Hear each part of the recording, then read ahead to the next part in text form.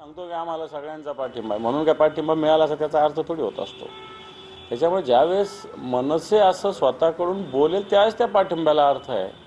श्रीकांत शिंदे तर कोणाचाही पाठिंबा घेईल त्याला काय। परंतु मनसेने पाठिंबा दिल्यानंतर भाजपला कुठेतरी दूर ठेवण्याचा प्रयत्न झाला आहे। भारतीय जनता पार्टीला तर सगळ्या ठिकाणी दूर ठेवलंच पाहिजे 100%।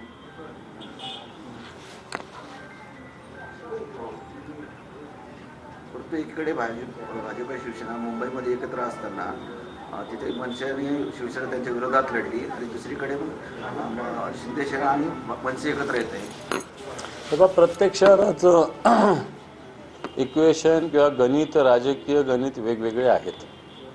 प्रत्येक शहराची राजकीय परिस्थितीसुद्धा वेगवेगळी आहे। नेतृत्वसुद्धा त्यांची वेगवेगळी स्पर्धा आहे। या धर्तीवर सगळ्या पक्षाचं नेतृत्व तशा पद्धतीनं निर्णय घेत असतं।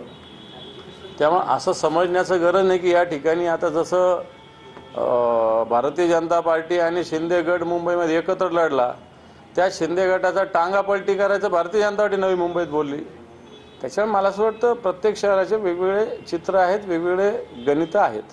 पण दादा मनसे तुमच्या सोबत निवडणुकीत लढली, आता सोबत ते शिंदेंच्या जातात अशी सगळी चर्चा। असं कुठेही झालेलं नाही आणि मला नाही वाटत असं काही होईल।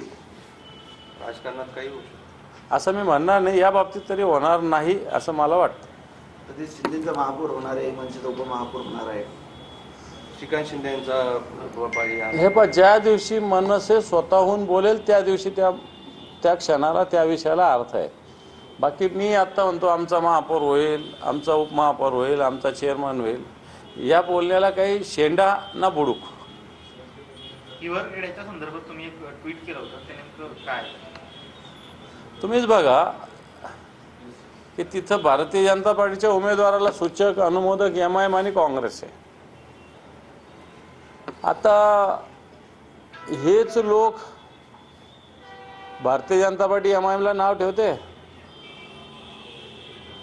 आणि बाकीचे पक्ष वेगवेगळ्या पक्षाला नाव ठेवतात। प्रत्यक्षात या नगरपालिकेमध्ये जर बघितलं, हिवरखेड्या ठिकाणी बघितलं तर अशा पद्धतीनं भारतीय जनता पार्टीचा उमेदवार सूचक आणि अनुमोदक एमआयएम आणि काँग्रेस आहे।